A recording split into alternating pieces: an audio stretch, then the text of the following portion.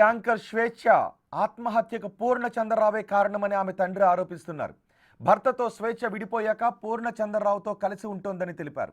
అయితే కొన్నాళ్లుగా వీళ్ళిద్దరి మధ్య గొడవలు ఉన్నాయని, ఆ కారణంతోనే తన కూతురు ఆత్మహత్యకు పాల్పడిందని స్వేచ్ఛ తండ్రి ఆవేదన వ్యక్తం చేశారు. పూర్ణచంద్రరావుపై చిక్కడపల్లి పోలీస్ స్టేషన్లో ఫిర్యాదు చేశారు.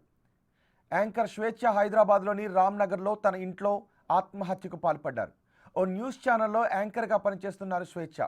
అయితే ఇంట్లో ఆమె బలవన్మరణానికి పాల్పడడం కలకలం రేపుతోంది. ఆమె మృతదేహాన్ని గాంధీ హాస్పిటల్కి తరలించారు.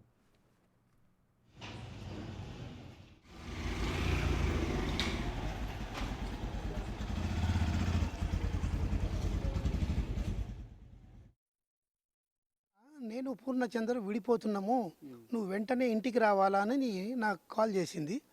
నేను వేరే మీటింగ్లో ఉండింటి, ఒక తొందరగా వస్తానంటే మళ్ళీ రెండోసారి ఫోన్ చేసి నువ్వు వెంటనే రావాలనంటే నేను వెంటనే పరిగెత్తిన. ఆమె ఫోన్లో మాట్లాడుతూ, నాన్న నేను డ్యూటీకి వెళ్తాను, నువ్వు పూర్ణచంద్రతో మాట్లాడు అని అంటే, లేలే నేను అట్లా ఒక్కరితో నేను మాట్లాడా, ఫస్ట్ నీతో మాట్లాడాలా, నీ కూతురు నీ అభిప్రాయం తెలుసుకున్న తర్వాతనే నేను ఆయనతో మాట్లాడతా, నువ్వు వెళ్ళకు, నేను వచ్చేదాకా ఉండు అని అంటే ఆమె ఉన్నది.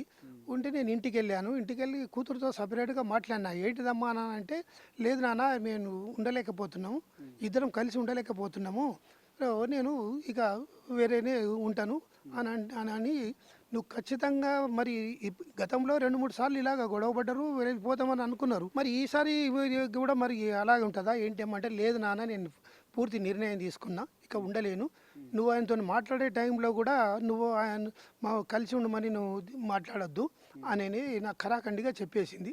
చెప్పిన తర్వాత బయటకు వచ్చి బయట కూర్చున్నాము. బయట కూర్చున్నాక తర్వాత అప్పుడు పూర్ణచందర్ పరిచయం చేసుకున్నాడు నన్ను. నేను మొన్నటి వరకు కూడా 26 నాటి వరకు కూడా ఆయన నేను చూడలేదు, ఆయనకు నాకు సంబంధం లేదు. పూర్ణచందర్ ఎవరు? ఈ పూర్ణచందరు గతంలో టీ న్యూస్లో ఆయన ఇది కల్చరల్ ప్రోగ్రామ్ ఇన్ఛార్జిగా ఉండే. ఆయన ఇన్ఛార్జిగా ఉంటూ ఇది తెలంగాణ అవి సాంగ్స్ అవిటిని వీడియోలు చేసుకుంటా అక్కడ దాంట్లో టీ న్యూస్కు అందించేవాడు. తర్వాత ఏంటంటే వారికి సంతోష్ గారు నడుపుతున్న ఇది గ్రీన్ ఛాలెంజ్ ఇండియా దాంట్లో కూడా ఈయన భాగస్వామిగా ఉండు, అతనికి సంతోష్ గారికి అసిస్టెంట్గా కూడా ఆయన పనిచేస్తూ ఉన్నాడు. ఇట్లా కూడా బయట ప్రోగ్రామ్స్ తయారు చేసి అవి సబ్మిట్ చేస్తూ ఉంటుంటాడు.